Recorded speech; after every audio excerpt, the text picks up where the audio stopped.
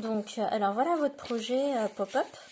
Donc en fait, quand on déplie la carte, on obtient donc un escalier.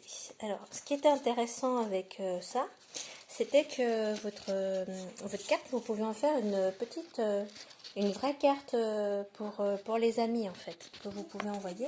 Alors, il suffit de prendre un autre papier d'une autre couleur, vous le pliez en deux comme ça, et vous mettez votre carte à l'intérieur. Vous la refermez. Et ensuite, vous collez les deux bords ici, et quand vous l'ouvrez, votre pop-up va se reformer. Alors, il suffit juste de redéplier. Et voilà. D'accord? Donc le pop-up se reforme. Alors ce qui est intéressant, c'est que là, du coup, on va calculer l'air des carrés. Donc, un carré fait 3,7 de côté. Donc là, il y a un carré, d'accord, dans ce trou. Si je regarde bien, ici j'ai un carré, là j'en ai un deuxième, ici j'en ai dans cet espace-là. Dans cet espace-là, donc j'en ai un, là j'en ai deux, là j'en ai 3, 4 et 5 et 6. Donc, vue de dessus en fait, d'accord, vue de dessus, c'est vraiment comme ça. Vue de dessus, j'ai 1 carré, 2 carrés, 3 carrés, 4 carrés, 5 carrés, 6 carrés. D'accord? Alors, donc, je vais calculer son aire. Il suffit de faire... alors, l'aire d'un carré, c'est côté fois côté. Donc, c'est 3,7 fois 3,7. Ça s'appelle aussi 3,7 au carré. Donc, ça vous fait 13,69 cm². Et vous avez l'aire totale, c'est 6 carrés.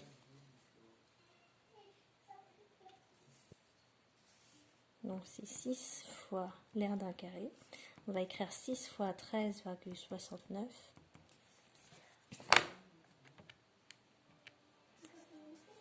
Et on obtient 82,14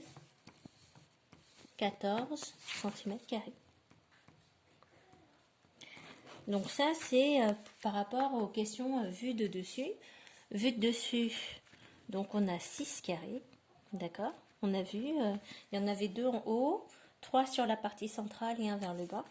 Donc 2 plus 3 plus 1.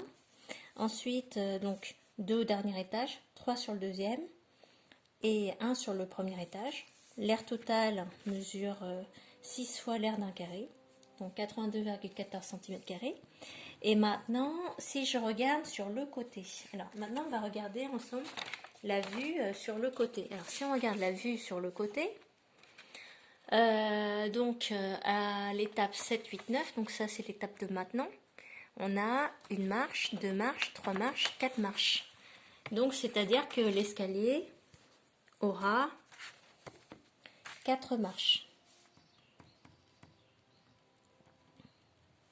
D'accord? Si vous voulez, on va le replier et vous allez voir qu'il y a une marche, 2 marches, 3 marches, 4 marches. Ça, c'est la vue de côté. Après, qu'est-ce qui se passe si je replie encore en deux? Parce que le principe, c'est qu'à chaque fois, je vais recouper. Donc, il suffit de prendre des ciseaux et de recouper ici chaque partie en deux. C'est-à-dire que vous allez recouper, d'accord, jusqu'à la moitié à peu près. Là, vous allez faire pareil, vous allez recouper en deux, toujours jusqu'à la moitié. Là, pareil, vous allez encore recouper jusqu'à la moitié, par là. Et ici aussi, vous allez recouper à peu près jusqu'à la moitié. Donc, du coup, vous allez multiplier votre nombre de marches par 2. C'est-à-dire qu'à l'étape suivante, là, c'est à l'étape 7, 8, 9. À l'étape suivante, 10, 11, 12, vous allez avoir 8 marches. Parce qu'on a vu qu'on a coupé chacune des marches en deux.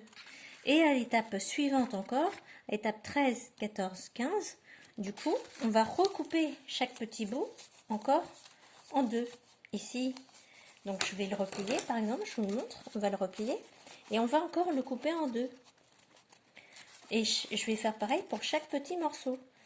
Donc, au lieu d'avoir 8 marches, je vais encore tout recouper en deux, ce qui fait que je vais avoir 16 marches. Voilà. Donc, c'est-à-dire qu'à chaque fois, on multiplie tout par 2. Et la question finale, c'était du coup, est-ce qu'il y a proportionnalité? Alors donc, pour étape, on peut appeler ça une étape. Il y aurait 2 marches. Pour l'étape suivante, il y aurait 2 marches, et encore 2 marches, et encore 2 marches. Mais ce n'est pas de la proportionnalité. Parce que on peut appeler ça l'étape 7, du coup, et l'étape 10, entre 7 et 10, il n'y a pas de proportionnalité, si vous voulez. À chaque fois, on multiplie par 2. Ce sera plutôt une histoire de puissance. Et ça, vous le verrez en 4e.